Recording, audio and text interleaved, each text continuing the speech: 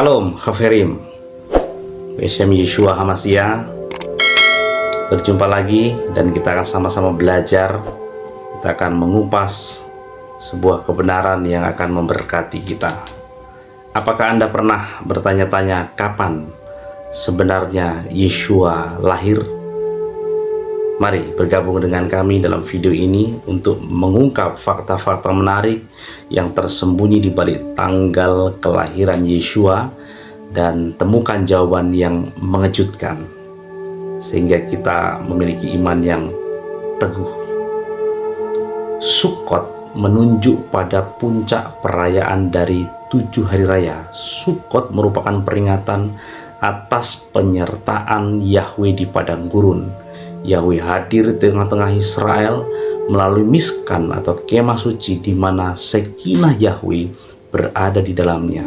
Bangsa Israel tinggal di pondok-pondok kayu sambil merayakan panen buah-buahan dalam perjanjian baru, menunjuk pada saat di mana kerajaan 1000 tahun damai dan juga langit baru dan bumi baru, di mana Yahweh memerintah bersama Yeshua Sang Mesias. Membaca perintah di dalam kitab Imamat 23 ayat 34 dan 44, kita mendapatkan beberapa ciri dan karakter perayaan Pondok Daun, yaitu 1. Pertemuan ibadah. 2. Korban. 3. Membangun pondok-pondok daun dan ranting. 4. Mengumpulkan buah-buahan. 5. Tinggal dalam pondok-pondok. 6. Sukacita dan nyanyi-nyanyian. Barney Kasdan dalam bukunya berjudul God's Appointed Times, A Practical Guide for Understanding and Celebrating the Biblical Holidays, memberikan beberapa penjelasan mengenai Sukkot sehingga membantu bagi kita untuk menghayati makna yang terkandung di dalamnya. Nama lain yang diberikan untuk perayaan Sukkot adalah Zaman Simchatenu, waktu sukacita. Mengapa? Secara historis, Sukkot bagi orang Yahudi menunjuk 2 hal, yaitu pesta panen buah-buahan sebagaimana digambarkan dalam Imamat pasal 23, dan yang kedua sebagai tanda peringatan bahwa Yahweh berkemah bersama leluhur Israel di padang gurun selama 40 tahun. Yahweh hadir di kemah suci atau di miskan, dan suku-suku Israel tinggal di dalam kemah-kemah. Rumah tangga Yahudi tradisional biasanya merayakan Sukkot dengan membangun pondok kayu di depan rumah mereka. Kegiatan ini menjadi suatu kegiatan yang menarik bagi masing-masing keluarga, khususnya anak-anak. Mereka bisa berpartisipasi dengan menghias pondok-pondok kayu tersebut dengan gambar, ayat-ayat firman, dan masih banyak lagi yang lain.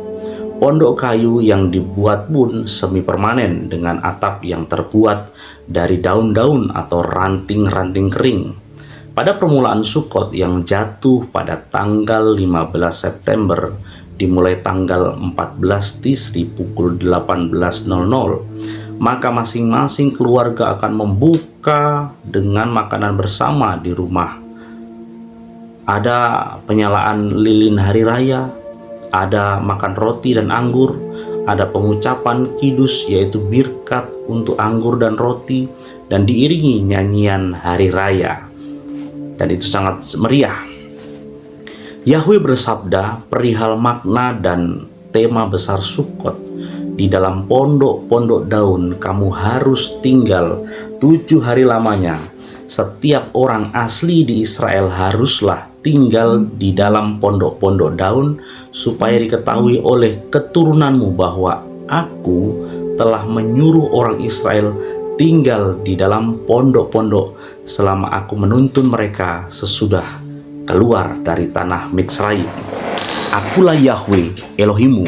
Imamat 23 ayat 42 dan 43. Frasa aku telah menyuruh orang Israel tinggal di dalam pondok-pondok dalam bahasa Ibrani Besukot Hosafti et Bnei Israel. Sukkot adalah pesta panen sekaligus peringatan penyertaan Yahweh di padang gurun dalam kemah-kemah Israel serta kehadiran Yahweh di kemah suci.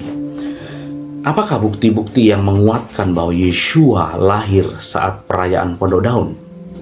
Ini menjadi pertanyaan. Pertama, ada satu fakta yang menarik untuk dicermati mengenai kata kain lampin dan palungan di dalam Lukas 2 ayat 6 dan 7 mengatakan ketika mereka di situ tibalah waktunya bagi Miriam untuk bersalin dan ia melahirkan seorang anak laki-laki, anaknya yang sulung, lalu dibungkusnya dengan lampin dan dibaringkannya di dalam palungan karena tidak ada tempat bagi mereka di rumah penginapan. Kain lampin merupakan kain yang dipergunakan sebagai sumbu untuk menyalakan lentera dengan 16 kats minyak di tempat kaum wanita selama perayaan Sukkot. Adapun kata palungan dalam bahasa Yunaninya patne, kata ini juga dipergunakan untuk menerjemahkan kata kandang dalam Lukas 13 ayat 15. Kata Yunani patne dalam bahasa Ibraninya adalah marbek. Dalam Kejadian 33 ayat 17 diceritakan mengenai Yakub yang melakukan perjalanan untuk merayakan Sukkot dan membuat kandang untuk kudanya. Ada 3 hari raya tahunan yang harus dilaksanakan dengan berpusat di Yerusalem, yaitu Pesak, Shavuot, dan Sukkot. Di dalam Ulangan 16 ayat 16 dan 17. Pada masa perayaan seperti itu, kota Yerusalem dan sekelilingnya termasuk Bethlehem yang hanya beberapa kilometer dari Yerusalem disesaki oleh jemaah-jemaah yang datang dari pelosok negeri dan penjuru dunia. Bandingkan di dalam Kisah Rasul 2 ayat 1 sampai 11. Diperkirakan pada masa-masa perayaan seperti itu ada sekitar 1 juta umat yang berkumpul di Yerusalem. Mereka yang di luar Yerusalem harus pulang dan melaksanakan perjalanan dengan mengendarai kendaraan berkuda. Tidak heran jika Miriam dan Yosef saat mudik tidak kebagian tempat menginap, sehingga harus menginap dan bersalin di tempat penambatan kuda. Ini menjelaskan mengapa pemilik penginapan yang dijumpai Yosef dan Miriam kehabisan kamar karena saat itu berbarengan dengan masa perayaan Sukkot dan ditambah lagi dengan adanya sensus penduduk. Dan hal ini sangat wajar. Yang kedua, ketika malaikat menampakkan diri di hadapan gembala-gembala, mereka mengucapkan perkataan yang sangat mirip dengan liturgi kuno hari raya Sukkot. Aku memberitakan kepadamu kesukaan besar. Lukas 2 ayat 10. Dalam Yohanes 1 ayat 14 dikatakan, firman itu telah menjadi manusia dan diam di antara kita, dan kita telah melihat kemuliaannya, yaitu kemuliaan yang diberikan kepadanya sebagai anak tunggal Bapa, penuh kasih karunia dan kebenaran. Sepintas, ayat ini hanya memberikan informasi kepada kita mengenai hakikat Mesias sebagai sang firman Yahweh yang menjadi manusia. Dan ayat ini menjadi kredo dasar atau pengakuan akan keilahian Mesias sebagai sang firman Yahweh. Namun, mari kita memperhatikan satu kata dalam ayat 14, yaitu kata yang diterjemahkan dengan diam. Kata Yunani eskenosen dari kata kerja skeno yang artinya membentangkan kemah. Kata ini diterjemahkan dalam Hebrew New Testament, yaitu terjemahan dalam bahasa Ibrani modern untuk komunitas Yahudi dengan kata yiskon dari kata sakan yang artinya kemah. Kata Pondok Daud dalam Imamat 23 ayat 42 dalam bahasa Ibrani disebut dengan Sukkot dan oleh Septuaginta terjemahan Tanakh dalam bahasa Yunani pada abad ketiga sebelum Masehi diterjemahkan dengan Sekenais dari kata skeno. Ini luar biasa. Yang ketiga, berdasarkan kajian kata dan bahasa di atas, maka Yohanes 1 ayat 14 dapat dibaca firman itu telah menjadi manusia dan berkemah di antara kita, dan kita telah melihat kemuliaannya, yaitu kemuliaan yang diberikan kepadanya sebagai anak tunggal Bapa, penuh kasih karunia dan kebenaran. Apa arti penting kata berkemah pada ayat 14? Yohanan hendak memberikan pesan tersembunyi bahwa Yeshua sang Mesias lahir pada saat orang Yahudi merayakan Sukkot atau Orte Skenon.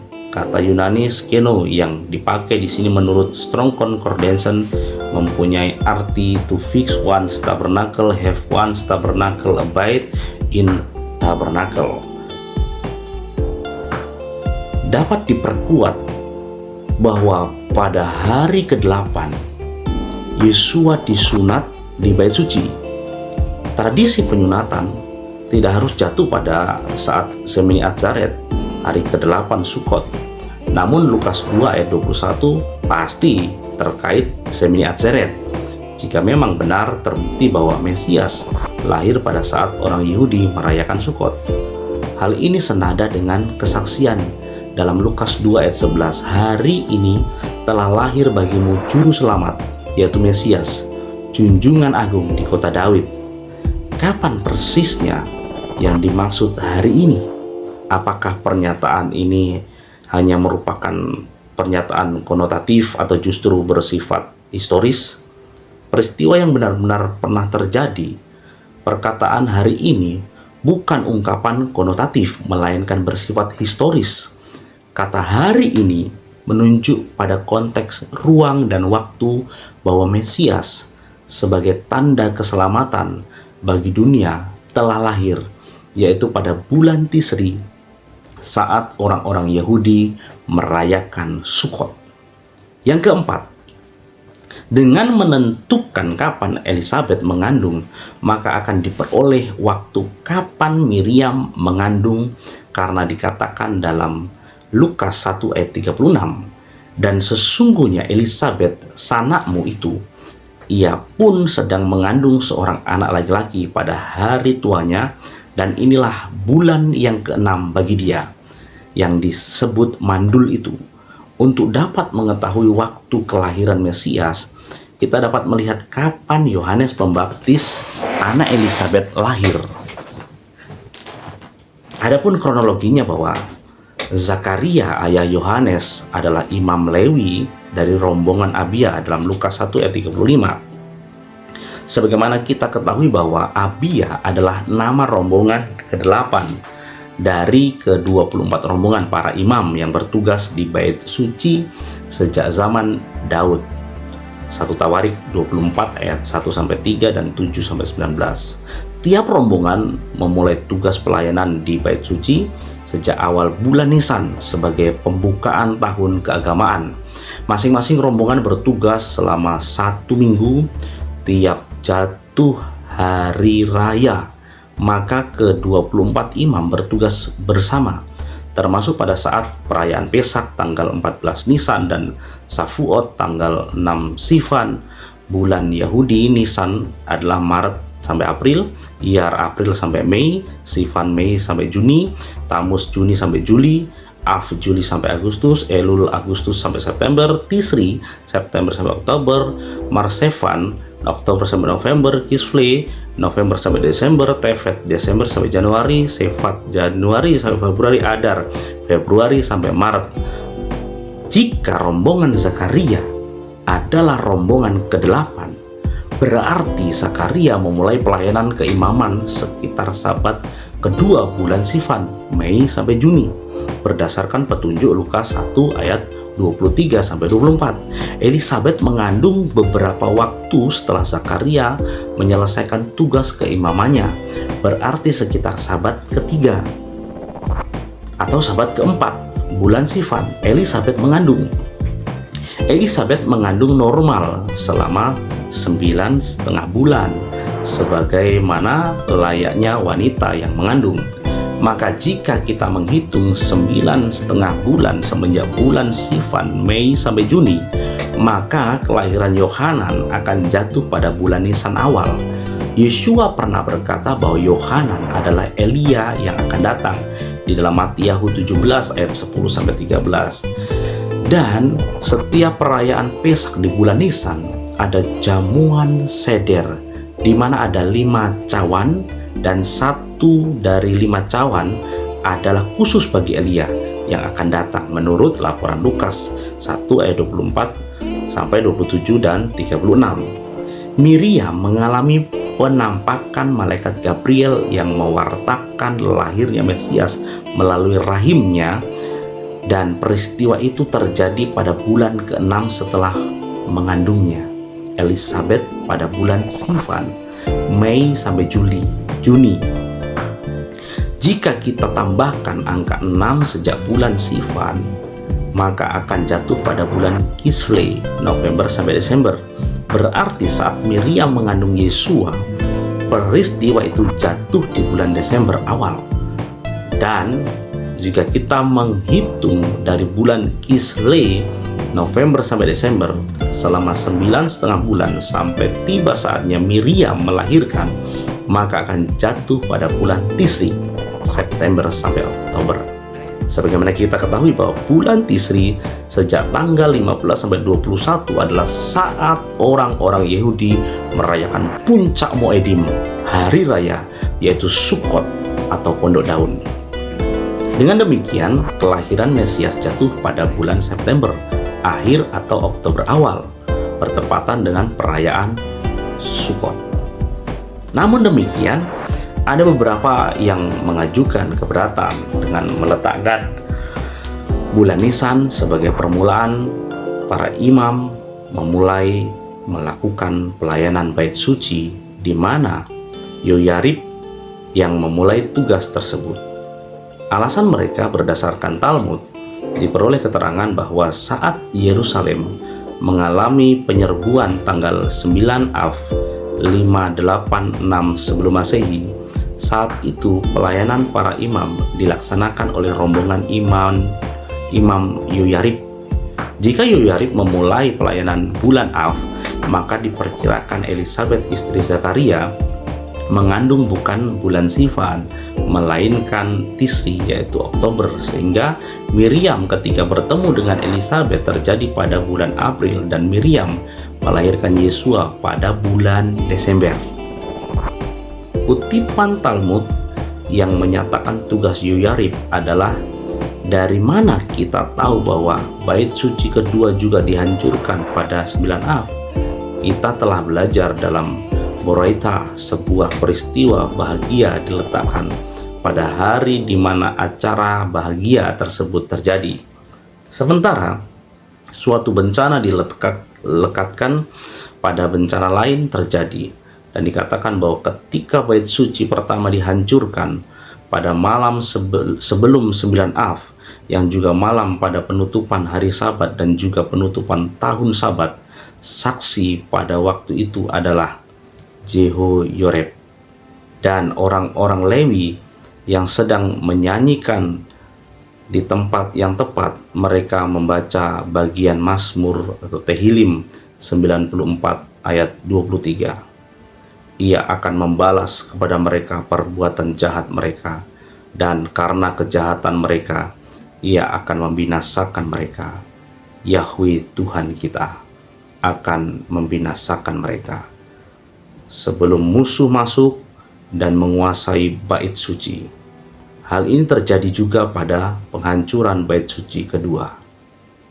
Mengenai tanggal 9 Av, dalam kutipan di atas, kelak dirayakan oleh orang Yahudi sampai hari ini sebagai perayaan Tisa B'Av, yaitu peringatan penghancuran bait suci pada tahun 586 sebelum Masehi dan 70 Masehi. Tisa B'Av adalah perayaan hari ke-9 pada bulan Av, yaitu suatu hari perkabungan untuk memperingati banyaknya tragedi yang dialami oleh orang-orang Yahudi, dan yang secara kebetulan semua itu terjadi pada bulan Av. Tis'a B'Av bermakna hari ke-9 bulan Av. Biasanya jatuh pada bulan Agustus. Tis'a B'Av utamanya memperingati penghancuran bait suci pertama dan kedua, yang kesemuanya terjadi pada tanggal 9 Av. Yang pertama oleh Babilonia pada tahun 586 sebelum Masehi, dan kedua oleh orang-orang Romawi tahun 70 Masehi. Tertulisnya nama Yoyarib belum bisa kita simpulkan begitu saja sebagai rombongan Yoyarib. Mengapa? Pertama, nama Yoyarib bisa menunjuk pada nama perseorangan dari kelompok imam-imam Lewi dan bukan nama sebuah rombongan. Dalam kasus Zakaria sangat jelas dihubungkan dengan nama rombongannya sebagaimana disaksikan dalam Lukas 1 ayat 5. Pada zaman Herodes Raja Yudea adalah seorang imam yang bernama Zakaria dari rombongan Abia. Istrinya juga berasal dari keturunan Harun, namanya Elisabet. Kedua, Yoyarib sebagai nama personal yang ditulis dalam kitab Tawarik adalah di zaman pemerintahan Daud dan Salomo sekitar tahun 900 sebelum Masehi. Ketiga, ketidakpastian dari daftar parasah yang dibaca saat terjadi peristiwa kehancuran pada tanggal 9 Av. Parasah artinya daftar bacaan tahunan dari kitab Kejadian sampai Ulangan. Pembacaan dilaksanakan setiap jatuh Sabat. Pembacaan dibagi dalam 54 bagian. Parasa, kata Ibrani yang bermakna bagian. Orang-orang Yahudi membaca bagian dari 5 kitab Mose setiap Sabat sepanjang tahun. Ini adalah sesuatu yang sudah dilaksanakan beribu-ribu tahun lamanya. Berdasarkan tradisi ini, orang Yahudi belajar setiap bagian dalam 1 minggu sepanjang minggu itu. Setiap minggu di seluruh dunia, umat pergi menuju pembagian parasa mingguan. Keseluruhan 5 kitab Mose terdiri dari 54 bagian. Yang menarik, bulan Av atau Agustus, pembacaan jatuh pada kitab Ulangan atau Devarim. Dan dalam daftar parasa ada pembacaan Haftara, yaitu bagian yang berkaitan dengan Torah dan peristiwa di dalamnya. Dalam susunan Haftara tidak memasukkan bacaan kitab Mazmur atau Tehilim saat terjadi penghancuran, sedang jatuh pembacaan di Mazmur 94 ayat 23. Adalah tidak masuk akal menetapkan waktu pelaksanaan pekerjaan para imam di luar bulan Nisan, mengingat bulan Nisan adalah awal perayaan Pesak dan berakhir pada bulan Tisri saat orang Yahudi merayakan Sukot. Bagaimana mungkin memulai sebuah pelayanan keimamatan bukan pada saat awal perayaan, melainkan di tengah-tengah, yaitu bulan Av. Dari uraian ini, kita mendapatkan kejelasan bagaimana masing-masing hari raya memiliki signifikasi dengan karya Mesias, khususnya perayaan Pondok Daun atau Sukot, dengan kelahiran dan kedatangan Mesias yang kedua kali. Namun demikian, sekalipun kita telah berhasil membuktikan bahwa Mesias lahir pada bulan Tisri saat jatuh perayaan Sukot, mengapa para rasul tidak menginformasikannya pada kita? Nampaknya jawaban paling baik adalah mengingat budaya Yahudi sendiri yang tidak memperbolehkan merayakan hari kelahirannya sebagaimana catatan Yosefus, sejarawan Yahudi. Sebenarnya, hukum melarang untuk membuat perayaan kelahiran anak-anak kami, sehingga memberikan kesempatan untuk bermabukan secara berlebihan. Itu yang mereka yakini. Dengan meletakkan kelahiran Yeshua Sang Mesias pada kedudukan yang tepat dari ketujuh hari raya yang ditetapkan Yahweh di Sinai, maka kita dapat melihat program dan rencana keselamatan Elohim bagi dunia dan manusia melalui sistem hari raya yang memberikan simbolisasi karya Mesias yang akan dan telah datang serta akan datang kembali. Dengan merayakan ketujuh hari raya Yahweh yang memiliki signifikasi terhadap Yeshua Sang Mesias, khususnya Sukkot atau Pondo Daun, maka kita telah memelihara dan melanjutkan salah satu dari 4 pilar ibadah perjanjian baru, Tefilah, Sabat, Rosh Kodesh, Moedim, yaitu pilar ibadah Yeshua dan para rasulnya ke dalam konteks modern yang telah kehilangan akar dan orientasi dari mana Injil berasal. Ayo saksikan video yang melengkapi untuk memperdalam pemahaman Anda tentang tanggal kelahiran Yeshua dan mengeksplorasi fakta-fakta menarik yang mungkin belum Anda ketahui berikut ini. Shalom Aleichem. Bapak Yahweh memberkati saudara sekalian. Malam hari ini Bapak Ibu, kita sudah memasuki masa Natal. Ya, hari ini kita ada di tanggal berapa? Tanggal 1 Desember. Sebentar lagi hari Natal. Nah, oleh karena itu, saudara-saudara, saya akan membahas kapan sih sebetulnya Yeshua itu lahir. Karena selama ini banyak orang yang bingung, apa benar Yeshua itu lahir tanggal 25 Desember. Oleh karena itu, saya ingin menjelaskan kepada saudara sekalian, berkenaan juga dengan video yang sekarang sedang viral yang disampaikan oleh pendeta Gilbert Lumindong yang mengatakan bahwa hari kelahiran Yeshua itu tanggal 25 Desember. Lalu dia menunjukkan argumentasinya, dan tentu saja kalau kita hanya melihat dari satu sisi, kita akan manggut-manggut dan kita berkata, oh ya benar juga ya. Berarti kalau begitu selama ini yang Pak Lukas katakan, Yeshua lahir di perayaan Sukkot itu salah. Nah, oleh karena itu saya akan meluruskan Bapak Ibu tentang pengajaran yang disampaikan oleh Gilbert supaya kita bisa memahaminya. Untuk itu saya ajak saudara untuk melihat videonya secara lengkap yang langsung saya ambil dari channelnya beliau. Untuk itu silahkan diputar videonya supaya tidak ada kesan memotong. Saya akan full video ini kita tonton bersama. Oke.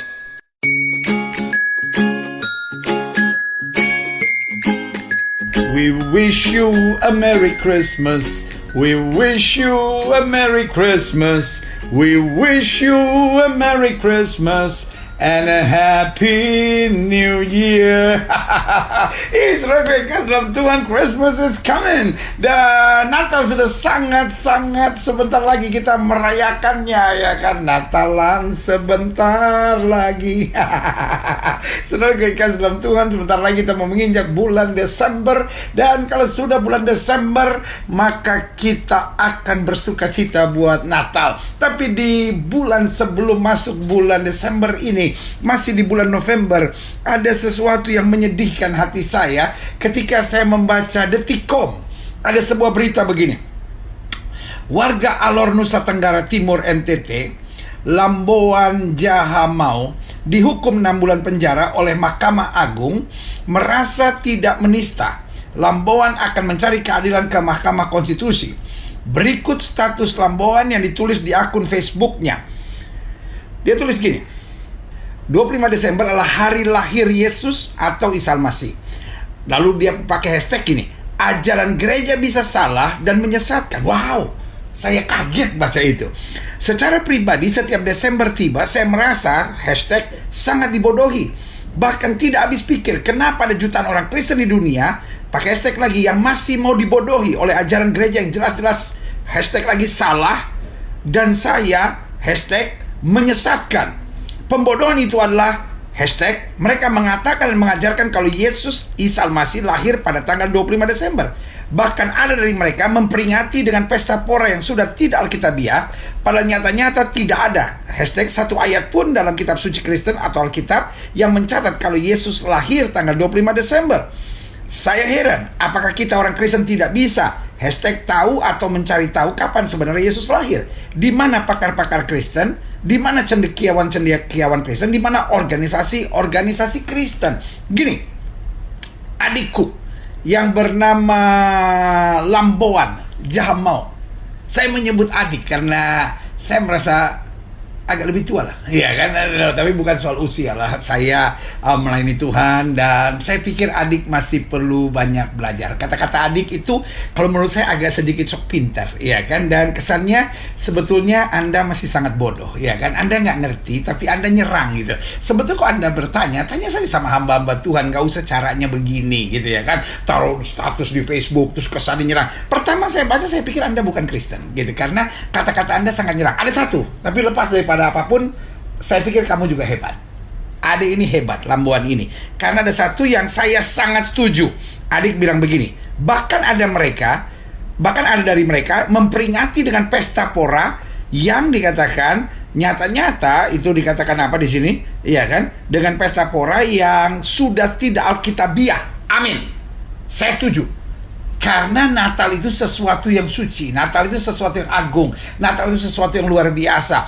Orang yang merayakan Natal di diskotik, orang yang merayakan Natal dengan minuman, orang yang merayakan Natal dengan merokok, orang yang merayakan Natal dengan pesta pora, dengan baju-baju seksi, menghina Yesus Kristus Tuhan. Karena Natal harus dirayakan di gereja dengan pertobatan, dengan baju yang mengagungkan Kristus. Kenapa? Karena kita diajarkan Tuhan untuk hidup dalam kesucian. Alkitab berkata tanpa kekudusan tidak ada seorang pun dapat melihat Tuhan. Dan kekudusan bukan hanya soal hati, kekudusan bukan hanya soal tekad, tetapi kekudusan segenap hati, segenap hidup, segenap jiwa kita pakai untuk memuliakan Kristus. Dan Alkitab berkata tubuhmu adalah bait Roh Kudus. Jadi saudaraku yang kasih dalam Tuhan, cara berpakaian kita pun dalam perayaan Natal juga harus benar. Nah, saya akan menyetir kalimat Anda yang berkata, adikku yang saya sayang, Lamboan ini. Dengar ya, saya harap Anda dengar, dan saya harap juga yang selama ini meragukan 25 Desember dengar. Kalau ada yang bilang 25 Desember tidak dalam Alkitab, itu adalah hari lahirnya, apa itu katanya, Dewa Matahari. 25 Desember mau hari lahirnya Dewa Kucing, mau Dewa Mata Bunder, mau lahirnya Dewa Kodok Sungai, saya nggak mau tahu. Iya kan? Saya nggak mau tahu. Tapi kita tidak merayakan karena itu hari lahirnya Dewa Matahari. Kita juga nggak merayakan karena hari raya atau hari lahirnya Dewa Kodok Bunder atau Dewa apapun. Saya nggak mau tahu. Tetapi kenapa kita merayakan 25 Desember? Karena Alkitab ngomong begitu. Nah, mungkin kalian atau adikku yang saya sayang ini, Lamboan ini, ya mungkin masih bingung. Ya kan, saya anggap aja di satu sisi Anda bodoh, dan bodoh ini karena bingung gitu ya kan. Tapi saya sayang Anda karena sekali lagi Lamboan, kamu hebat. Karena ada hal-hal yang buat saya bangga gitu. Kamu menyerang bahwa Natalan tidak boleh dirayakan dengan pesta pora, dengan minum mabuk, dengan kemewahan, tapi Natal harus justru dengan pertobatan, dengan hati yang hancur. Nah, tetapi yang saya menjadi aneh adalah ketika Anda menyerang dan berkata bahwa 25 Desember nggak dalam Alkitab. Izinkan saya menjelaskannya. Mungkin pendeta di gereja Anda tidak menjelaskan, adikku yang kukasihi. Jadi ya karena Anda hanya jemaat, ya kan, adik Lamboan ini hanya jemaat, ya saya tidak bisa menyalahkannya. Karena ada hamba-hamba Tuhan juga yang bodohnya sama gitu. Ya nggak ngerti, karena nggak ngerti Alkitabnya, nggak ngerti sejarah gerejanya, nggak ngerti sejarah tanah perjanjiannya. Tapi izinkan saya menjelaskan. Lukas 1 ayat 26 dikatakan demikian. Dalam bulan yang ke-6. Seringkali kita baca ayat ini, kita lewatin begitu saja, ya kan. Dalam bulan yang ke-6, Allah menyuruh malaikat Gabriel pergi ke sebuah kota di Galilea bernama Nazaret. Nah, mulai dari sini dulu. Bulan ke-6. Nah, mungkin buat saudara-saudara sekalian, ya kan, mungkin pemirsa kamu hebat, dan juga mungkin adik Lumboan, dan mungkin kawan-kawan di dalam dunia iman Kristen yang imannya setengah-setengah, yang kurang gali Alkitab, kadang-kala baca ayat ini lewat begitu saja. Tapi dalam bulan ke-6, ini artinya besar. Contohnya, dalam Yohanes kedua dikatakan pada hari ketiga. Nah, apa itu hari ketiga? Jadi gini, mulainya dari Desember. Mulainya maksudnya dari hari Minggu. Hari Minggu dalam bahasa Ibrani yaitu Yom Rishon. Nah, Rishon itu bukan sekedar nama hari, tapi juga Rishon menjelaskan pertama. Jadi kata Yom Rishon berarti hari pertama. Jadi kalau hari pertama Minggu, berarti hari kedua apa? Senin. Dalam bahasa Ibrani Shni'i, ya kan? Baru yang ketiga, hari ketiga, hari Selasa, Yom Shlishi, ya kan? Dalam bahasa Ibraninya, jadi ini hari pertama disebut Yom Rishon, hari kedua disebut Yom Shni'i, dan hari ketiga Yom Shlishi atau Selasa kita. Jadi dalam Yohanes pasal 2 dikatakan hari ketiga itu hari Selasa. Nah, kenapa mereka pada zaman itu banyak orang Yahudi melakukan pernikahan atau hari-hari yang baik di hari Selasa? Karena ada pepatah dalam bahasa Ibrani, Yom Shlishi Pahmaim Kitov. Hari Selasa atau hari ketiga 2 kali lebih baik. Nah, kalau kita tanya, loh kenapa ini kayak nujum aja kok ada hari-hari yang lebih baik begini? Kalau sudah baca dalam Kejadian pasal 1, di dalam setiap hari selama 6 hari Alkitab bilang Tuhan melihat baik.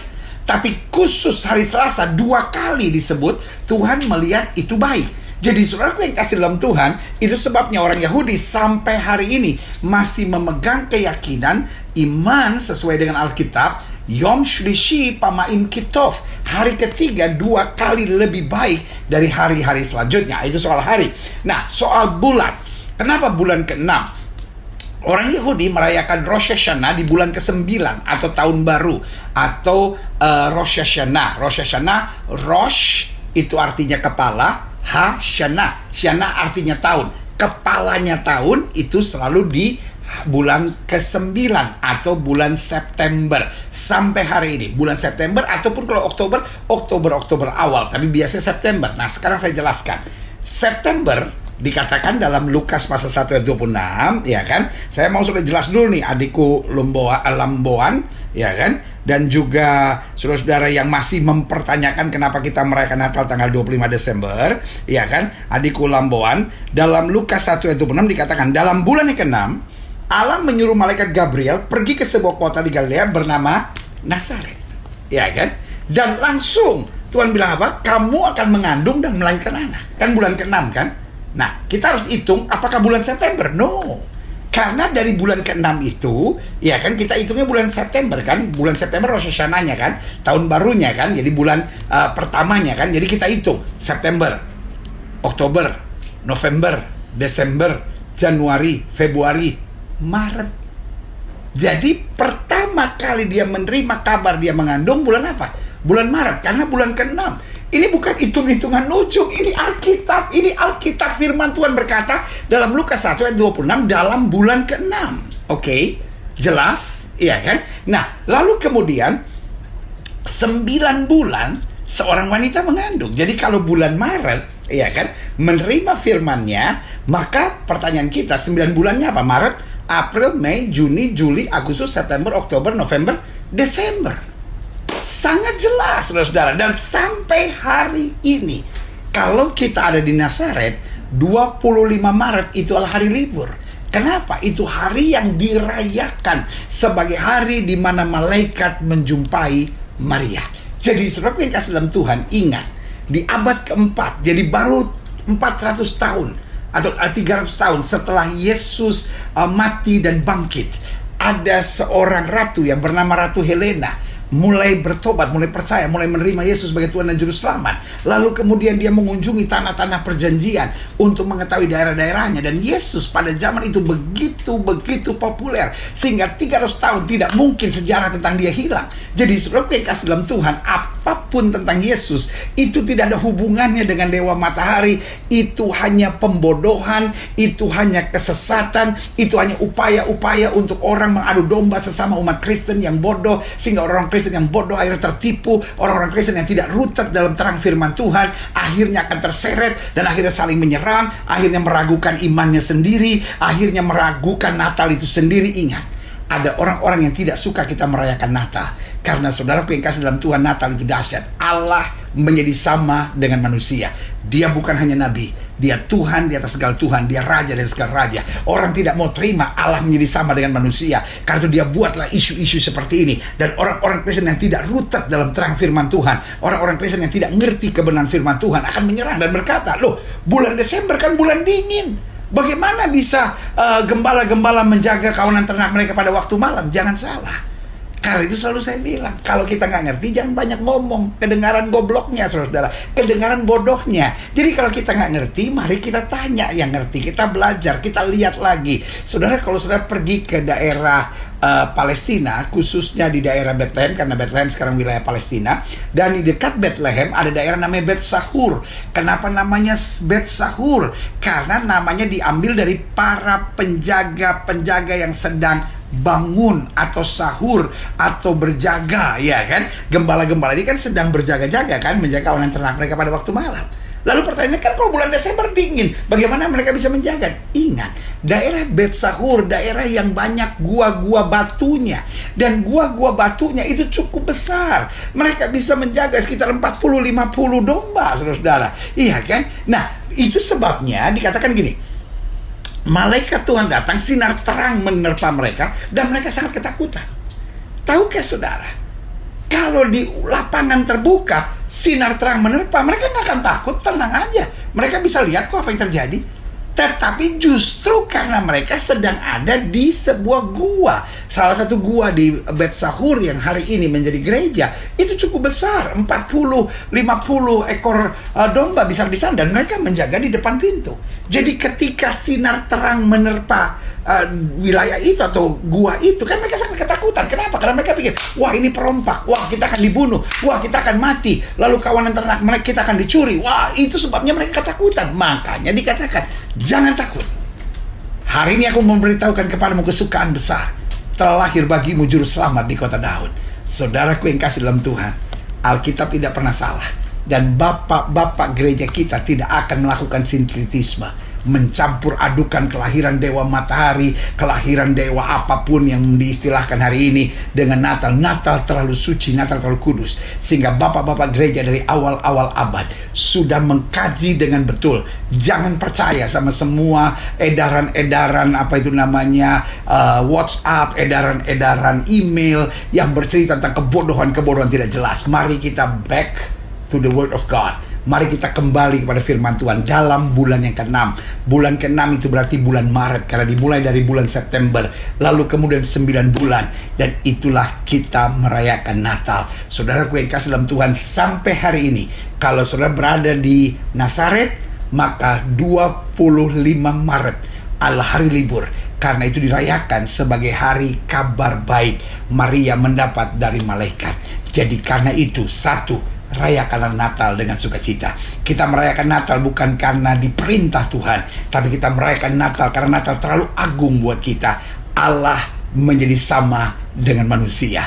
Makanya selalu saya bilang, nabi boleh banyak, agama boleh banyak, rasul boleh banyak, juru selamat hanyalah Yesus Kristus Tuhan. Jadi saudara yang kasih dalam Tuhan, marilah kita merayakan Natal dengan kebanggaan, dengan sukacita bahwa Allah menjadi sama dengan manusia. Dan yang kedua, rayakanlah Natal dengan pertobatan, bahwa karena dia sudah mau jadi manusia, dia mau mencari saya, mau menyelamatkan saya, mau turun. Makanya istilah Natal itu sendiri buat saya tidak tepat, karena tidak ada gambaran gambaran tentang hal lain bahwa Allah menjadi sama dengan manusia karena memakai rahim Maria. Karena itu Natal lahir, tetapi proses Allah menjadi manusia memang kelahiran, tetapi pada saatnya dia turun menjadi sama dengan manusia supaya dapat menyelamatkan kita. Jadi yang pertama, rayakan Natal dengan kebanggaan. Lalu yang kedua, rayakan Natal dengan pertobatan. Orang-orang yang merayakan Natal dengan pesta pora, merayakan Natal dengan obat-obat terlarang, merayakan Natal dengan minum mabuk, merayakan Natal dengan bir, dengan minum-minuman keras, adalah orang yang menghina Kristus. Yang merayakan Natal dengan baju ketat, rok mini, itu menghina Yesus, karena merayakan Natal yang sebenarnya adalah pertobatan. Yang ketiga, rayakan Natal dengan kasih, karena Alkitab dengan tegas berkata, karena begitu besar kasih Allah akan dunia ini, sehingga telah mengaruniakan anak yang tunggal, supaya barang siapa yang percaya kepada tidak binasa, melainkan beroleh hidup yang kekal. Jadi waktu kita merayakan Natal, kalau kita masih ada benci, masih ada kepahitan, masih ada iri, masih ada sakit hati, lepaskan semuanya. Karena kita tahu, kalau kita mengampuni, maka Bapa kita di sorga mengampuni. Lalu selanjutnya, rayakan Natal dengan berbuat sesuatu buat orang-orang yang terhilang, buat orang-orang yang tersesat, buat orang-orang yang dalam kesusahan, buat orang-orang yang dalam penderitaan, sehingga kita dapat menyadari bahwa untuk itulah Kristus datang. Kristus datang bukan untuk kemuliaan dirinya sendiri, bukan untuk kesukacitaan dirinya sendiri, tapi dia datang untuk keselamatan. Biarlah kita di momen Natal selalu bercerita tentang kasih Tuhan kepada orang-orang yang belum percaya. Dan pada saat yang bersamaan kita juga ulurkan tangan buat orang-orang yang memerlukan dan membutuhkan. Dan akhirnya rayakanlah Natal dengan sikap hati yang makin mau mendekat kepada Tuhan, bahwa tahun ini saya harus lebih dekat lagi sama Tuhan, tahun ini saya harus lebih sungguh-sungguh lagi sama Tuhan, tahun ini saya harus lebih lagi bergantung dan berharap kepada Tuhan. Karena Alkitab saya bilang, singa-singa muda boleh merenak laparan, tapi orang yang berharap kepada Tuhan tidak pernah kekurangan sesuatu yang baik.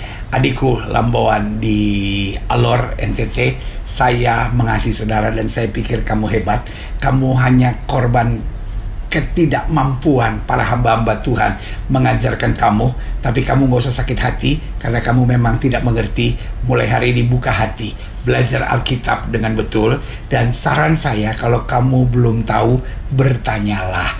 Jangan kalau belum tahu teriak sana, nyerang sana, bikin status yang enggak gitu. Santai saja bro, santai bro. Kamu buat saya adalah adik yang saya sayangi. Saya berdoa buat kamu, tapi tetap ada satu kebanggaan saya buat kamu. Kamu menentang perayaan Natal dengan pesta, dengan minum mabuk.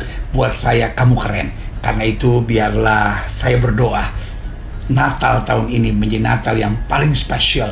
Mungkin kamu memang harus merayakan di penjara hari ini, tetapi tidak mengubahkan kasih Kristus kepada kamu. Yesus tetap mengasihi kamu. Yesus punya rencana yang indah buat hidup kamu.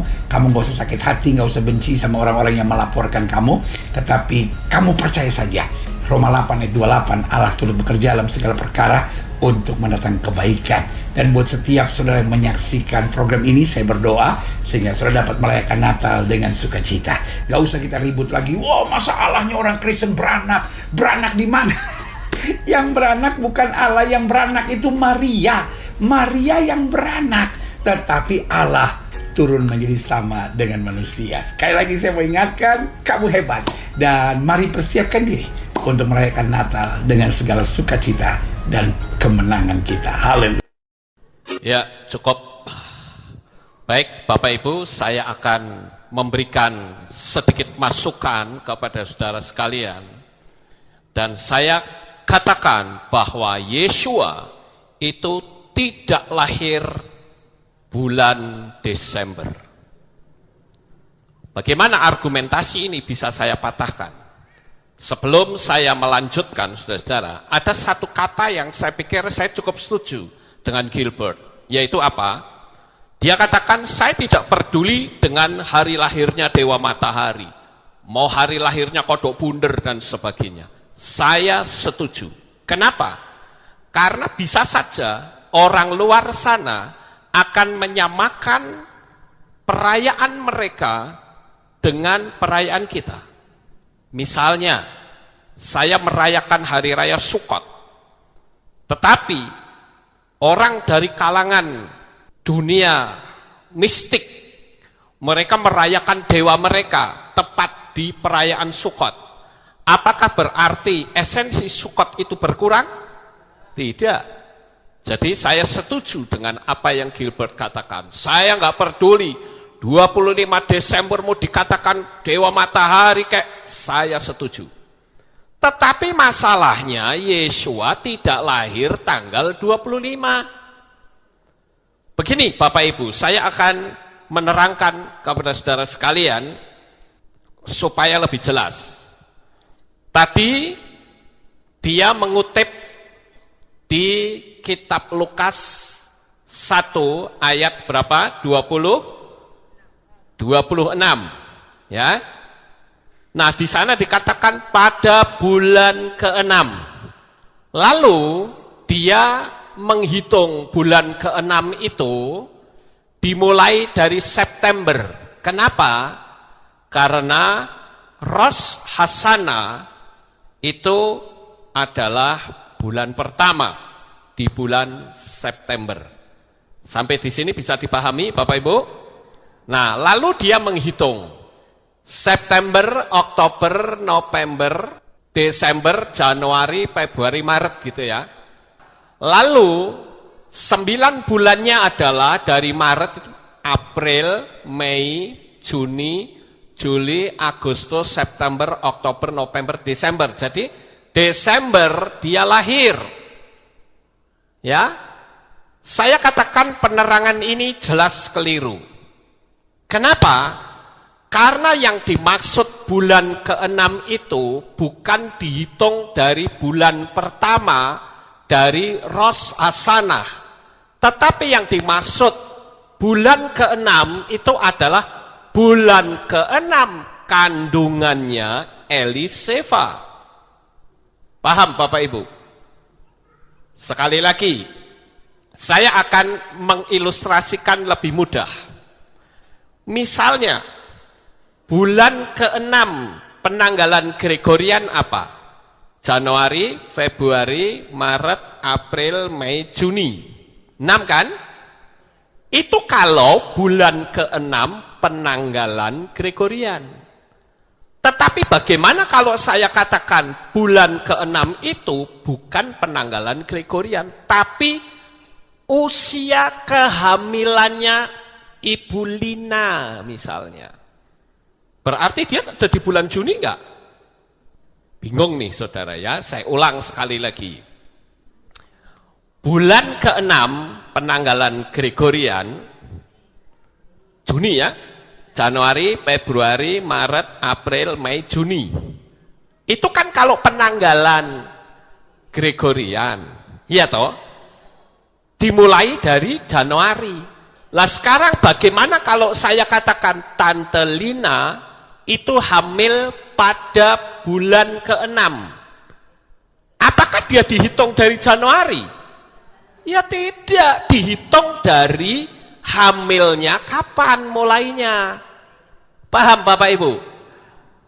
Mungkin saudara akan tanya, di ayate, kan biasa begitu. Ada saudara-saudara ayatnya. Nih, sebelum saya buka, saya akan katakan, jika benar Yeshua lahir 25 Desember, berarti perayaan 7 hari raya yang merupakan simbol dari kehidupan Yeshua jadi berantakan.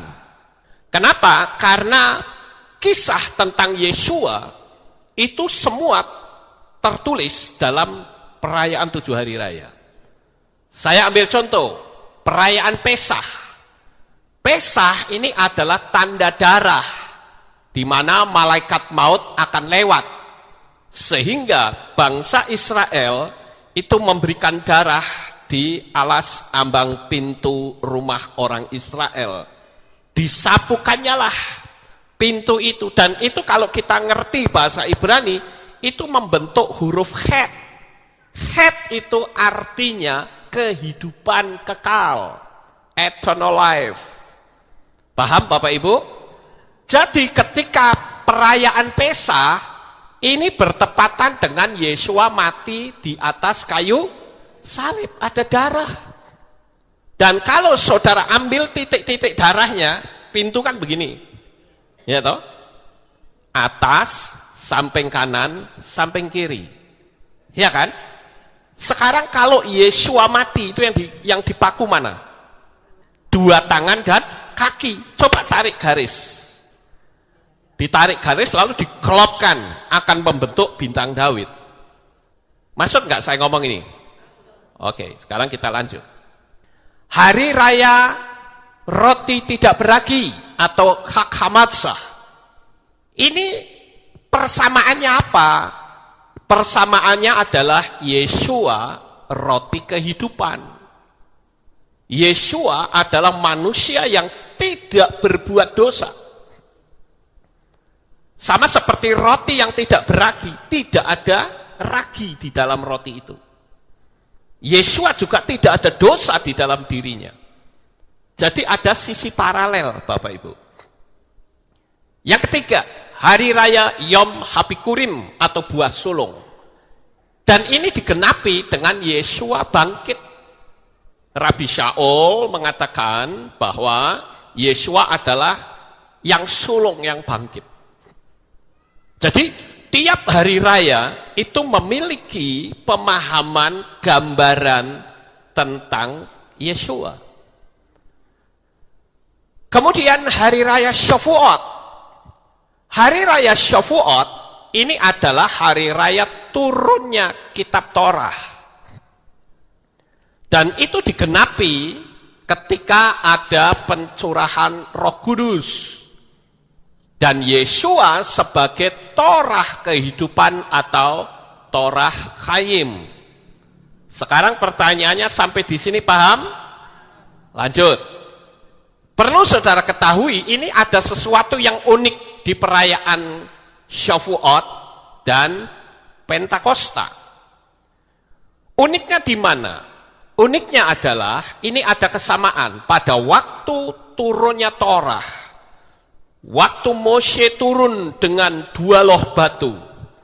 Orang-orang di bawah sedang menari-nari mengeluh-elukan lembu emas. Sehingga singkat cerita Moshe marah dan 2 loh batu itu dilemparkannya sampai pecah. Akhirnya terjadi satu peristiwa, 3.000 orang mati pada peristiwa Shavuot. Tetapi di peristiwa di loteng Yerusalem ada 3.000 orang bertobat. Ada sisi paralelnya ya Bapak Ibu. Ada sisi paralel.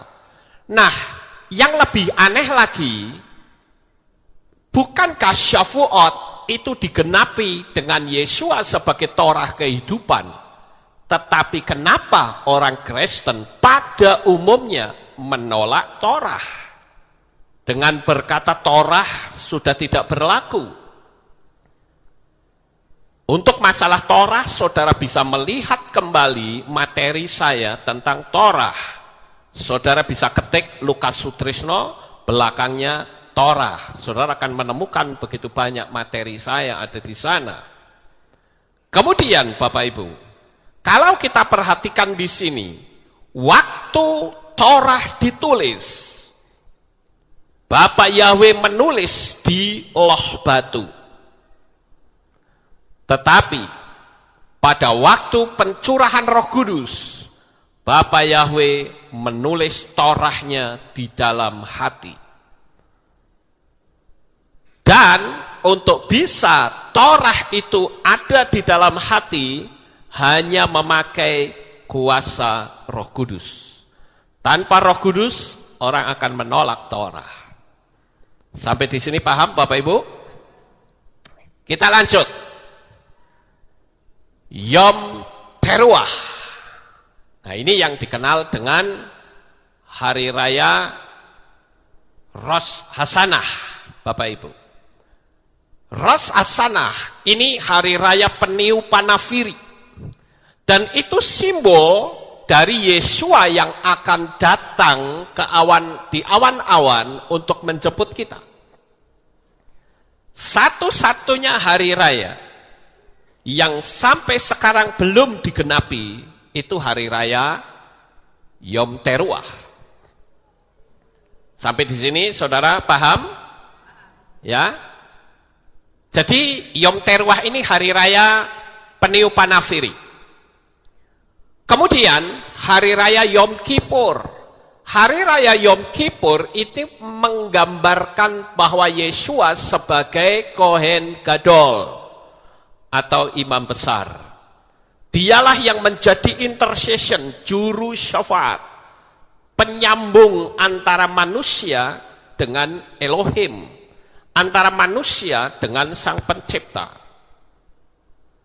Kemudian hari raya Sukkot, nah di hari raya Sukkot inilah yang dikenal dengan hari raya Pondok Daun atau hari raya Tabernakel. Disinilah Yeshua dilahirkan.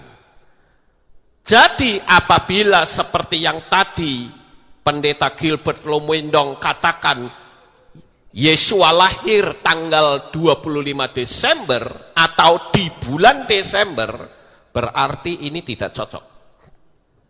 Kira-kira sampai di sini saudara paham? Oke, sekarang saya lanjut saudara-saudara. Perayaan 7 hari raya dalam kitab Wayikra atau kitab Imamat pasal 23 dimulai ayat 34 dan seterusnya itu tidak ada hubungannya dengan Brit Hadasa. Kalau Yeshua lahir bulan Desember, terputus berarti karena meleset saudara-saudara. Paham enggak? Padahal orang-orang merayakan Pesah yang dihubungkan dengan kematian Yeshua. Pencurahan Roh Kudus dengan Syafuot untuk memperingati turunnya Torah. Walaupun banyak orang-orang yang menolak Torah. Dulu diukir di batu, sekarang diukir di hati melalui Roh Kudus. Nah, sekarang Sukkot ini hari raya Tabernakel atau hari raya Pondok Daun, disitulah Yeshua lahir. Sampai di sini paham? Sekarang perhitungannya itu seperti apa? Nah, ini yang harus kita ketahui perhitungannya. Saya akan tunjukkan penerangan dari Gilbert terlebih dahulu ya. Diambil dari Lukas 1 ayat 26. Dimulai dari Rosh Hashanah bulan September. Kan Rosh Hashanah itu kan kepala tahun. Rosh itu kepala, H artinya itu, Shana itu artinya tahun. Nah sekarang bulan pertamanya berarti Oktober. Bulan kedua November. Bulan ketiga Desember. Bulan keempat Januari. Bulan kelima Februari, bulan keenam bulan Maret. Ini perhitungan dia ya, saudara-saudara. Kemudian dari bulan Maret dihitung, karena ini kan beritanya di sini, dihitung 9 bulan. Berarti April bulan pertama, Mei bulan kedua, Juni bulan ketiga, Juli bulan keempat, Agustus bulan kelima, September bulan ke-6, Oktober bulan ke-7, November bulan ke-8, Desember bulan 9. Jadi Yeshua lahir di bulan Desember itu menurut Gilbert. Ya, saudara-saudara. Sekarang bagaimana menurut kitab suci? Sekarang saya akan terangkan menurut kitab suci. Penerangan ini jelas keliru yang tadi disampaikan Gilbert. Kenapa? Karena yang dimaksud dengan bulan ke-6 itu bukan dihitung bulan pertama dari Rosh Hashanah, tetapi bulan ke-6 dari kandungan Eliseva. Dan bulan ke-6 itu dihitung sejak Zakaria selesai menjalankan tugas, yaitu bulan Sivan di minggu kedua. Nah sekarang kita akan lihat saudara-saudara di dalam kitab Lukas pasal 1 ayat 23 sampai 24. Perhatikan. Dan terjadilah ketika hari-hari peribadatannya diselesaikan, saudara perhatikan kata peribadatannya diselesaikan. Dia pulang ke rumahnya dan setelah hari itu Eliseva istrinya mengandung. Dan dia menyembunyikan diri selama 5 bulan sambil mengatakan dan seterusnya. Dan ini membuktikan bahwa yang disebut itu bukan 6 bulan penanggalan Ibrani, tetapi 6 bulan kehamilan Eliseva. Begitu, saudara-saudara. Sekarang kita akan lihat, saudara-saudara, di dalam kitab Lukas 1 ayat 36. Ayo kita buka ayatnya, Bapak Ibu. Ayo kita baca sama-sama bagi saudara yang sudah bawa kitab suci. Sudah ketemu semua, saudara-saudara? Halo? Sudah, sekarang ayo kita baca bersama-sama dengan saya. 1, 2, 3. Dan lihatlah, Eliseva, sanakmu itu, ia pun sedang mengandung seorang anak laki-laki pada masa tuanya. Dan itulah bulan ke-6 bagi dia yang disebut mandul. Paham Bapak Ibu? Jadi bulan ke-6 itu bukan bulan ke-6 dari penanggalan Ibrani, tapi bulan ke-6 dari hamilnya Eliseva. Saudara bingung atau tidak? Tidak ya? Nah, sekarang yang menjadi pertanyaan, kita menghitungnya itu dari mana? Startnya itu dari mana? Kita kan harus tahu, saudara, tidak asal ngomong bulan ke-6 lalu jatuhnya di bulan apa gitu. Enggak, harus kita tahu. Mulainya dari mana? Nah ini dia mulainya, saudara. Sekali lagi, bulan ke-6 itu bukan bulan penanggalan Ibrani, tapi bulan ke-6 dari kandungan Eliseva. Ini jelas loh tadi, ya. Di dalam kitab Lukas pasal 1 ayat 23 sampai 24. Kalau tadi Gilbert kan ngambilnya Lukas 1:26. Iya toh? Nah, kalau dia ngambilnya Lukas 1:26, orang bisa berasumsi bulan 6 itu ya bulan Maret kalau dihitung dikonvert ke penanggalan Gregorian. Kira-kira saudara mudeng nggak ini? Jadi kesalahan beliau adalah karena menganggap bulan ke-6 itu dari penanggalan Ibrani, dari Rosh Hashanah. Padahal yang disebut bulan ke-6 itu bulan ke-6 kehamilannya Eliseva. Kan kita sudah lihat ayatnya tadi dalam kitab Lukas pasal 1 ayat 23 sampai 24. Ya kan? Eliseva yang disebut sebagai orang yang mandul sekarang sudah hamil 6 bulan. Paham Bapak Ibu? Saudara tangkap aja dulu ini, saya akan terangkan startnya dari mana. Ini yang penting, saudara. Startnya dari mana? Oke, sekarang kita lihat. Startnya adalah dari selesainya Zakaria itu adalah suami dari Eliseva. Selesai menjalankan tugas, baru Eliseva mengandung. Nah itu bulan pertama, Bapak Ibu. Kita akan lihat ya, ini ada peraturannya. Nanti saudara lihat saja deh di rumah supaya cepat kita ya. Lihat di sini. Di dalam kitab Difre Hayamim Alef atau 1 Tawarikh pasal 24 ayat 7 sampai 19, kita cari dulu rombongan Abiyah. Ya, kita cari dulu rombongan Abiyah. Rombongan Abiyah itu adalah rombongan ke-8. Sekali lagi, rombongan Abiyah adalah rombongan ke-8. Karena jumlah imam yang begitu banyak dibagi menjadi 24 rombongan.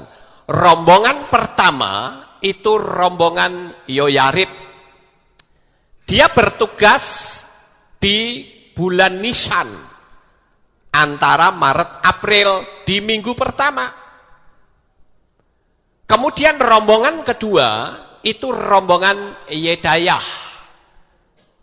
Rombongan Yedayah itu bertugas di bulan Nisan sebagai bulan pertama antara Maret April di minggu kedua. Nah, minggu ketiganya seharusnya rombongan harim. Tetapi saudara-saudara, karena ada perayaan hari raya roti tidak beragi, maka rombongan harim itu baru bertugas di minggu keempat di bulan Nisan.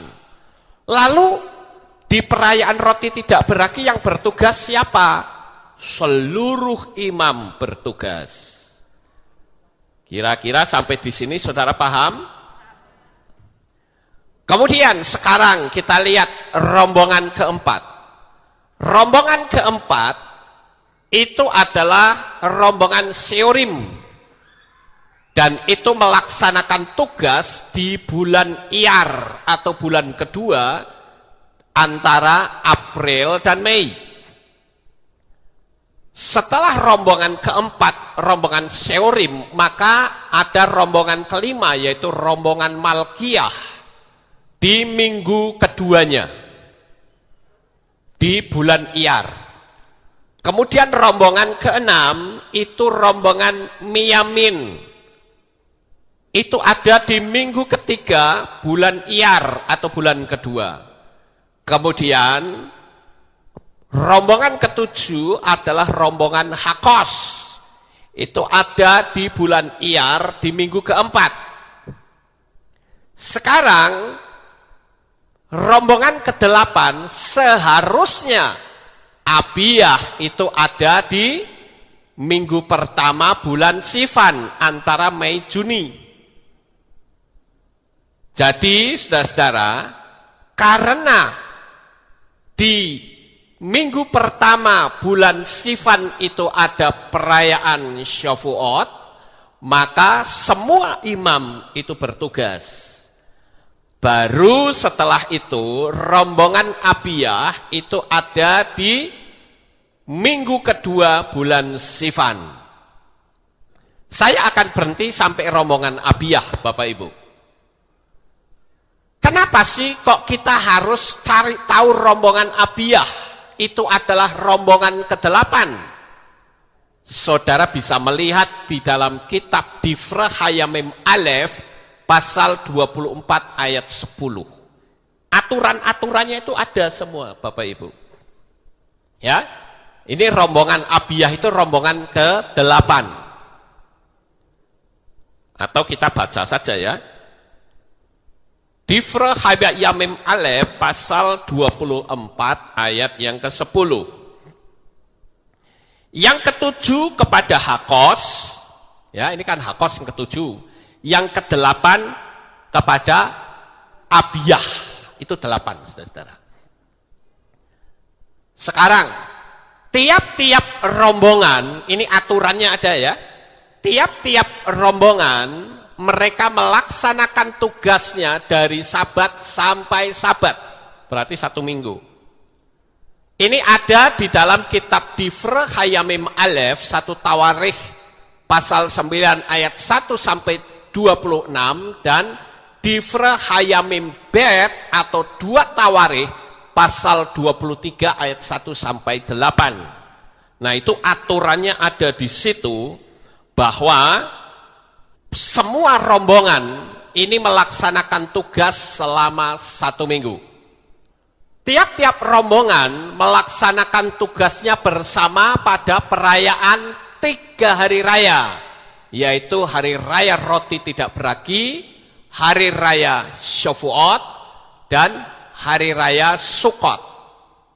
Ini ada di dalam kitab Devarim, ya. Sekali lagi, tiap rombongan melaksanakan tugasnya bersama-sama pada 3 perayaan besar, yaitu roti tidak beragi, Shavuot, dan Sukkot. Itu ada di kitab Devarim atau kitab Ulangan pasal 16 ayat 16. Sekarang pertanyaannya, saudara masih bisa ikuti saya atau tidak? Bisa, lanjut ya. Nah, penanggalan Yehudi itu ada 12 bulan Bapak Ibu. Masing-masing terdiri dari 4 minggu. Dan Kenapa kita membicarakan rombongan Abiyah? Ini yang penting, saudara. Kenapa kita membicarakan rombongan Abiyah? Karena dengan kita membicarakan rombongan Abiyah, kita akan tahu kapan Yohanan dikandung. Seperti ada di dalam Lukas 1 ayat 5, karena Zakaria itu adalah suaminya Eliseva dari kelompok Abiyah. Paham, saudara? Saya mau tanya, ini betul-betul paham atau hanya sekedar paham atau tidak? Paham ya? Oke, lanjut. Nah, coba sekarang lihat di sini. Di dalam Lukas 1 ayat 23 sampai 24, jadi kita tahu bahwa Yohanan itu dikandung pada minggu ketiga bulan Siwan. Ya, minggu ketiga bulan Siwan. Karena dia selesai melaksanakan tugas. Maka jika kandungan normal dalam 40 minggu, maka Yohanan lahir di tahun berikutnya, tepat pada masa Pesah, tanggal 15 bulan Nisan. Saudara perhatikan, ini dikandung, mulai mengandung di sini ya. Bulan pertama itu bulan Tamus, bulan Av, bulan Elul, bulan Tisri, bulan Chesvan, bulan Kislu, bulan Tefet, bulan Sefat, bulan Adar, sampai di sini, di bulan Adar. Kemudian Yohanan berarti lahirnya di bulan Nisan, tepat di 15 Nisan. Saya akan ulang sekali lagi supaya lebih jelas. Tadi ketika kita sudah menemukan kelompoknya Abiyah, kelompok Abiyah itu adalah kelompoknya Zakaria. Paham ya Bapak Ibu? Kelompoknya Zakaria selesai bertugas itu di sini. Kemudian Eliseva, suami Zakaria itu mengandung. Jadi kandungan pertama ada di bulan Tamus, kandungan kedua di bulan Av, ketiga di bulan Elul, keempat di bulan Tisri, kelima di bulan Chesvan, keenam di bulan Kislu, ketujuh di bulan Tefet, kedelapan di bulan Sefat, kesembilan di bulan Adar. Jadi lahirnya persis di tahun berikutnya di bulan Nisan. Sampai di sini paham Bapak Ibu? Halo? Paham? Saya berharap saudara paham ya. Nah sekarang ya, Lukas 1 ayat 36. Ini yang tadi saya bacakan, yang saya mengcounter apa yang Gilbert katakan. Kalau Gilbert katakan itu bulan ke-6 itu penanggalan Ibrani dimulai dari Rosh Hashanah, dia salah paham. Karena yang disebut bulan ke-6 itu bukan bulan ke-6 penanggalan Yahudi, bukan. Tetapi bulan ke-6 kehamilan dari Eliseva. Dan itu ada di Lukas pasal 1 ayat 23 sampai 24 dan Lukas 1 ayat 36. Jadi pada kandungan Eliseva di bulan 6, disitulah Maria mulai mengandung. Nih ya, di bulan ke-6 kan di sini nih. Ya. Lihat ini, bulan 6 kan, ini kan Eliseva nih. Ini Eliseva yang mengandung ya. Di bulan 6 berarti Yesua mulai dikandung tepat di bulan apa? Kislu. Nah sekarang 9 bulannya, bulan Tefet itu bulan pertama, Maria mengandung. Bulan Sefat itu bulan kedua, Maria mengandung. Bulan Adar itu bulan ketiga, Maria mengandung. Bulan keempat, bulan Nisan itu Maria mengandung. Dan bulan Iyar adalah bulan kelima, Maria mengandung. Bulan Sivan itu kandungan Maria umurnya 6 bulan. Bulan Tamus itu Maria kandungannya umur 7 bulan. Bulan Av itu bulan ke-8, sementara bulan Elul itu di bulan 9. Jadi tepat Yesua lahir itu tepat di bulan Tisri, persis di perayaan Sukot. Paham Bapak Ibu? Jadi kalau begini kan klop. Tapi kalau tadi kita mendengar penerangan Gilbert, maka akan terjadi benturan ayat. Nggak bisa begitu. Kitab suci harus menjawab kitab suci. Tidak bisa kitab lalu terjadi benturan. Ya nggak cocok namanya. Makanya tadi saya katakan, kalau benar Maria melahirkan Yesua pada bulan Desember, maka perayaan 7 hari raya berantakan, saudara-saudara. Karena hari raya terakhirnya itu di bulan Tisri. Ngerti Bapak Ibu? Ya. Sekarang kita lihat yang berikutnya. Sekarang kita perhatikan ya. Di Lukas pasal 2 ayat yang pertama. Dan terjadilah pada masa itu sebuah keputusan keluar dari Kaisar Agustus agar seluruh penduduk didaftarkan. Ini jarang orang mengamati, saudara-saudara. Masa itu tuh masa apa? Tidak diamati. Sehingga orang-orang berpikir bahwa orang-orang Yahudi pada pulang mudik itu karena ada sensus. Ya, pendaftaran penduduk oleh Kaisar Agustus. Ini salah, saudara. Mereka pulang mudik itu karena akan merayakan perayaan Sukot sebagai perayaan yang terakhir. Dan itu dirayakan selama 7 hari penuh. Sama seperti di Indonesia. Ada tradisi pulang mudik. Ya kan? Nah itu sebetulnya nyontoh dari pola Yahudi, saudara-saudara. Di mana mereka akan merayakan hari raya Sukot. Lah di Indonesia mereka merayakan Idul Fitri. Itu tradisi Yahudi, mereka selalu pulang mudik.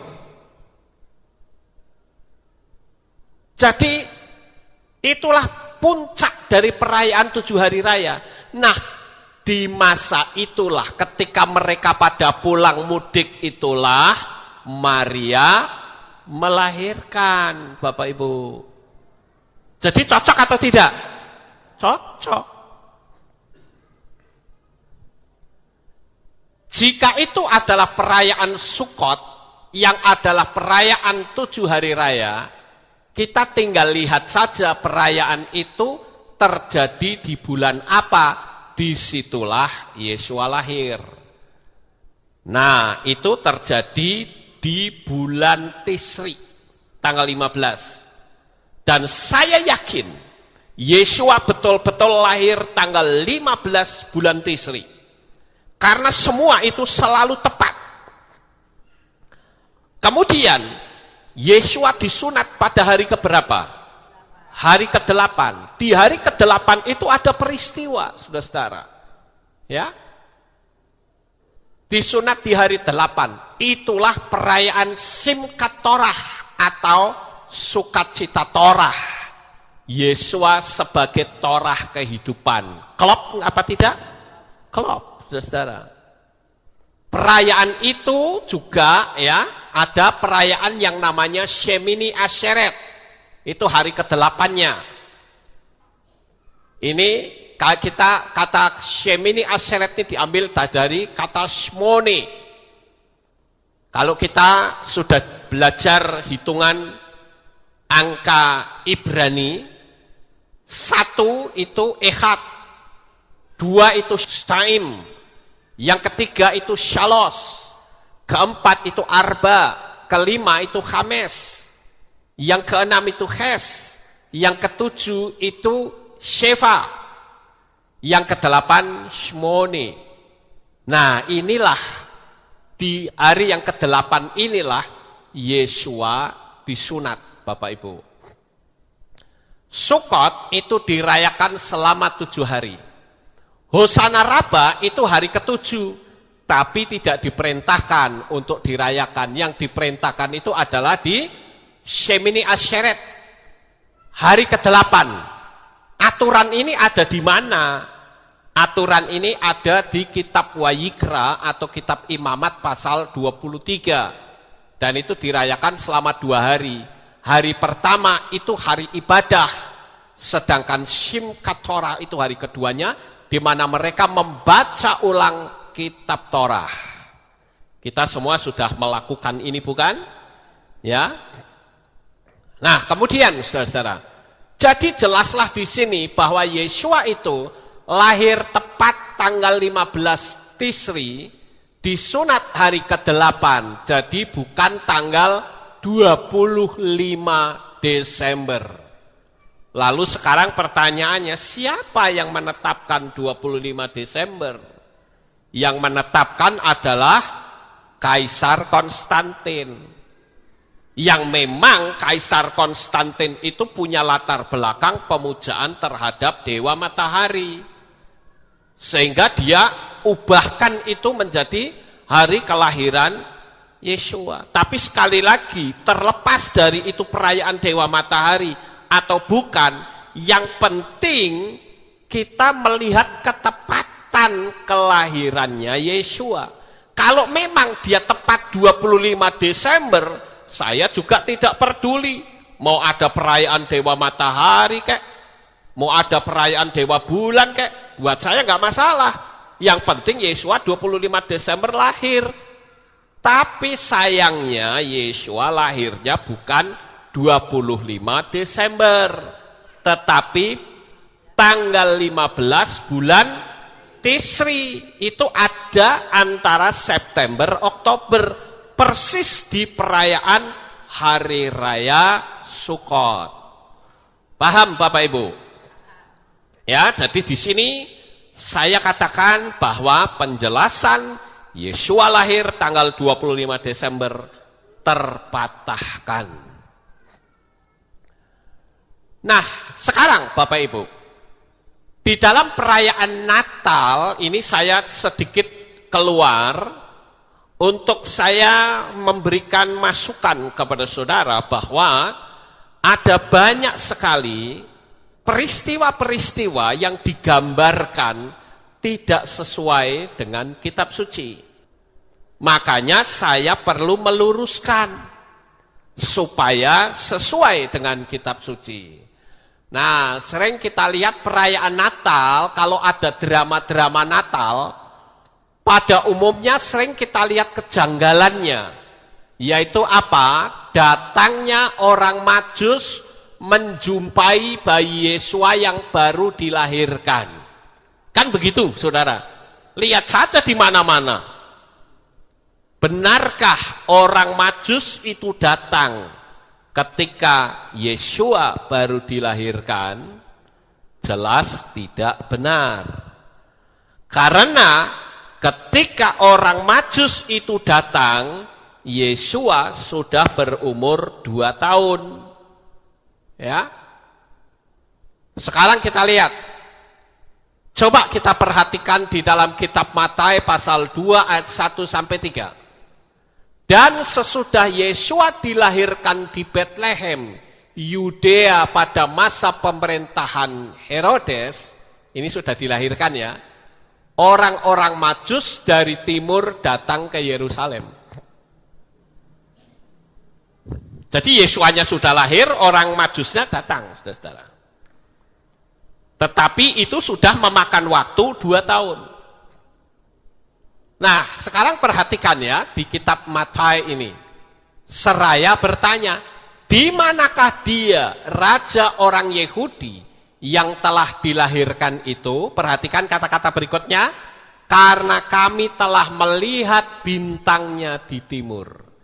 Jadi, dia melihat bintangnya di mana? Di timur, bukan di Yerusalem, saudara-saudara. Itu melihat pertama di timur. Dikatakan kami telah, perhatikan kata telah. Ini kan dia ngomongnya di Yerusalem. Ya toh, dia ngomong di Yerusalem, dia bilang kami telah melihat bintangnya di timur dan kami datang untuk menyembah kepadanya. Dan setelah mendengarnya, Raja Herodes dibuat gelisah, juga seisi Yerusalem bersamanya, usrek di sana, saudara-saudara. Gubruk, karena apa? Ada raja yang baru lahir, baru datang ke dunia ini. Saudara tahu siapa orang Majus ini? Nanti kita akan lihat di bagian belakang, siapa mereka sebenarnya. Nah, kenapa orang-orang Majus itu ke Yerusalem menemui Raja Herodes dan bertanya kepada Herodes, sehingga seluruh kerajaan itu gelisah dan heboh. Karena orang-orang Majus ini bukanlah seorang petualang. Sekali lagi, orang-orang Majus ini bukanlah para petualang. Atau zaman sekarang itu backpacker. Bukan, saudara-saudara. Tetapi mereka ini adalah raja-raja Persia. Buktinya mana? Kalau seorang petualang, tidak mungkin mereka membawa emas. Emas itu kan identik dengan orang kaya, Bapak Ibu. Yang bisa membawa emas itu hanyalah raja-raja.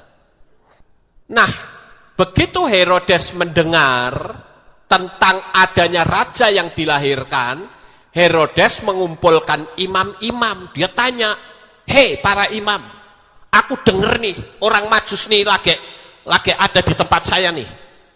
Aku mau tanya coba, itu raja yang katanya baru dilahirkan, itu lahirnya di mana? Para imam menjawab apa? Di Bethlehem, bukan di Yerusalem. Artinya, imam-imam itu ngerti nggak kalau itu Mesias yang lahir? Tahu, saudara-saudara. Dan dia memberi laporan itu kepada Herodes. Bukan di Yerusalem, tetapi di Bethlehem. Lalu orang Majus yang tadi sedang menunggu-nunggu barangkali di lobi kerajaan, dipanggillah dia. Ayo sini masuk. Dipanggillah dia. Nah, lalu setelah Herodes memanggil orang Majus itu, dia ngomong secara diam-diam, dia minta kepastian dari mereka saatnya bintang itu nampak. Jadi kalau saya dramatisir, kira-kira Herodes ngomong begini, hei, kamu melihat bintangnya di timur itu kapan? Coba dong dihitung, kapan kira-kira? Karena kamu melihat bintangnya itu di timur, bukan di sini, saudara-saudara. Dan menemukan angka 2 tahun, berdasarkan perjalanan mereka dari timur, ribuan kilometer. Bukan naik pesawat, bukan naik mobil, tetapi naik onta, saudara-saudara. Saudara pernah naik onta? Siapa yang pernah naik onta? Angkat tangan. Wah, Robi pernah naik onta ya. Itu siapa? Yosua ya? Ya betul, Yosua. Naik onta. Kamu naik onta di mana? Di kebun binatang? Oh, di kebun binatang. Kalau Robi enggak. Robi ini naik onta di Israel bareng sama saya. Saudara tahu naik onta, onta itu kan perutnya gede, saudara-saudara. Itu kalau naik onta, saya naik onta itu ke Gunung Sinai. Naik onta itu ngangkang gini loh. Jengut gitu. Naik ke atas, saudara-saudara. Itu 1,5 jam. Begitu sudah sampai di atas, turun. Begitu turun, wah itu mekangkang nggak bisa nutup, saudara-saudara. Jalannya gini. Wah, gini ngakang, saudara-saudara. Kemeng soalnya, perutnya kan gede tuh. Padahal itu perjalanan malam, gelap gulita. Berangkat jam 1 atau 2 waktu itu. Naik ke Gunung Sinai. Dan di situ pemandunya bilang, jangan disenter matanya. Kalau disenter kaget dia kali ya. Dan kalau kita ngerti, kalau kita ngomong hare gitu, lari itu ontanya, saudara-saudara. Makanya suruh diam aja, ikutin saja. Onta itu ngerti GPS-nya, dia tahu, saudara-saudara. Oh ini jalannya menggok ke sini. Oh dia jalannya menggok ke sini, tahu. Tapi begitu turun dari Gunung Sinai lihat ke bawah, ya ampun, itu jurangnya dalam sekali. Itu kalau jatuh udah ya meninggal pasti. Nah, kembali saya ceritakan masalah naik onta ini loh, saudara-saudara. Lah saya naik onta ke Gunung Sinai, capeknya luar biasa. Ini ribuan kilometer. Pasti berhenti-berhenti bukan? Itu akan memakan waktu tersendiri, Bapak Ibu. Makanya Herodes menghitung angka ketemu 2 tahun. Sehingga anak umur 2 tahun dibantai, dihabisin. Kemudian di dalam kitab Matius atau Matius 2 ayat 16, perhatikan. Kemudian Herodes setelah menyadari bahwa dirinya diperdaya oleh orang-orang Majus, ia sangat marah. Dan dengan mengirim para utusannya, dia membunuh semua bayi laki-laki yang ada di Bethlehem dan di seluruh wilayahnya. Dari, perhatikan, dari yang berumur 2 tahun ke bawah, sesuai dengan waktu yang telah dia dapatkan kepastian dari orang-orang Majus itu.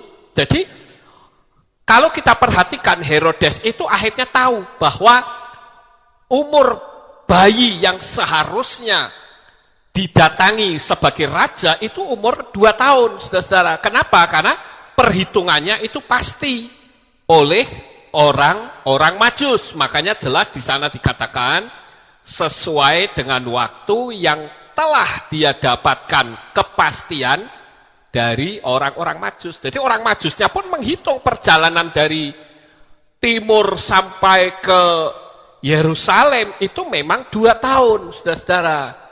Ya, jadi tidak benar kalau Yesua baru lahir, lalu orang-orang Majusnya itu pada datang ke kandang. Itu salah, tidak tepat, saudara-saudara. Ya, kalau betul Yesua baru lahir dan terjadi pembantaian bayi, berarti secara otomatis Yesua tidak mungkin disunat pada hari ke-8. Karena apa? Karena Yesua sudah diungsikan ke Mesir. Paham Bapak Ibu? Tapi faktanya Yesua disunat pada hari ke-8. Jadi selama 8 hari itu tidak ada apa-apa. Namanya Yesua masih baru lahir. Baru di umur 2 tahun itulah ada peristiwa yang cukup mengerikan. Nah sekarang kita lihat saudara. Bintang yang dilihat oleh orang Majus di timur itu muncul lagi saudara. Ingat loh, orang Majus ini orang pandai ya. Saudara tahu dia ahli perbintangan. Kalau saudara membaca kitab Yasher, itu ada seseorang anaknya Yakob yang ahli perbintangan. Siapa? Benyamin, saudara. Dia ngerti ilmu perbintangan. Dia buka peta bintang sehingga dia tahu siapa orang yang dia cari. Hebat bukan? Nah, ini juga orang-orang Majus ini orang yang ahli perbintangan. Dia lihat bintang. Ya. Nah, apa yang dia lihat di timur itu bintangnya muncul lagi, Bapak Ibu. Coba di pasal 2 ayat 9 kitab Matius dikatakan apa? Dan setelah mendengarkan raja, mereka terus berjalan dan tampaklah bintang yang telah mereka lihat di timur itu bergerak mendahului mereka. Perhatikan kata yang telah. Jadi 2 tahun yang lalu, di mana mereka sudah melihat bintangnya di timur itu saatnya Yesus lahir. Begitu orang Majus itu sampai masuk Israel, dia melihat bintang lagi. Wah, ini bintangnya muncul lagi nih. Wah, dia kejar lagi, saudara-saudara, pakai peta bintang itu. Sampai akhirnya dia pergi ke Herodes. Kenapa kok ke Herodes? Karena dia masuk negara lain.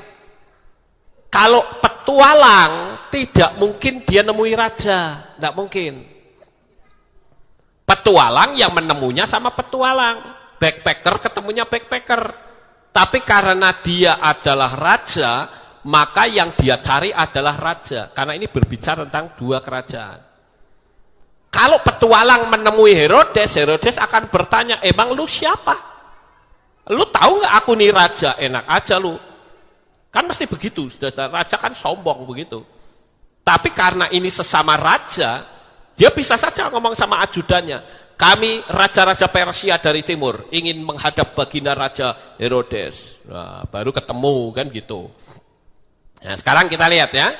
Dan nampaklah bintang yang telah mereka lihat di timur itu bergerak mendahului mereka, sehingga setelah sampai dia berhenti tepat di atas tempat bayi itu berada.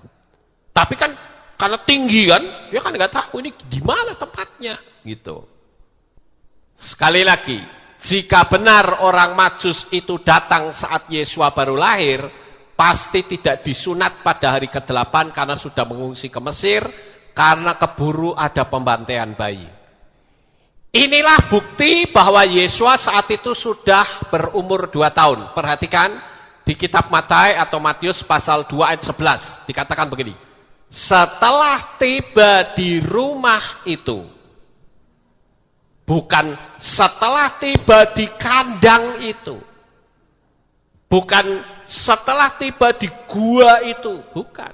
Tapi setelah tiba di rumah itu, berarti posisinya Yesua sudah berada di rumah, bukan di kandang.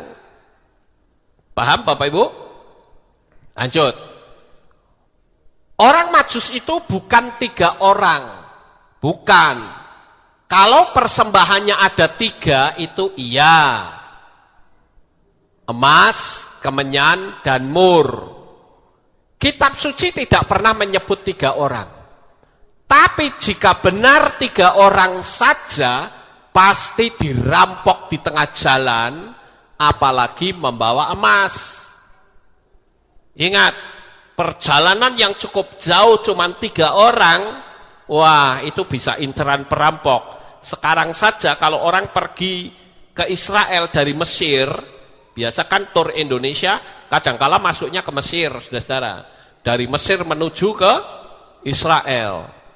Nah, dalam perjalanan yang cukup jauh, kira-kira 9 jam perjalanan, itu bis itu tidak ngeluyur sendirian, enggak.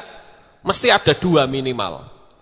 Dan di depannya itu pasti ada seorang polisi yang bawa pistol. Itu pasti. Ya. Kenapa? Karena mereka akan melewati daerah yang berbahaya. Daerah yang ada perampok. Lah zaman sekarang saja seperti itu, apalagi zaman dulu. Nah ini juga membuktikan bahwa orang Majus itu bukan seorang petualang biasa.